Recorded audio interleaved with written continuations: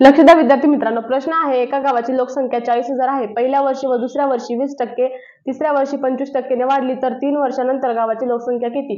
SRPF 2023 ला आलेला प्रश्न आहे. जसा प्रश्न दिला आपण तशी मांडणी करू. गावाची लोकसंख्या किती? 40,000. पहिल्या वर्षी 20% ने वाढली. टक्के म्हणजे काय? 100.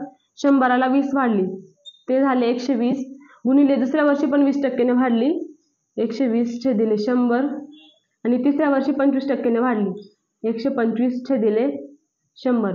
हे 2 शून्य गेले, हे 2 शून्य गेले, हे 2 शून्य गेले, हे 2 शून्य गेले, हा शून्य गेला, हा शून्य गेला, हा शून्य गेला, हा शून्य गेला. 4 गुणिले 125 500 गुणिले 12 गुणिले 12 144.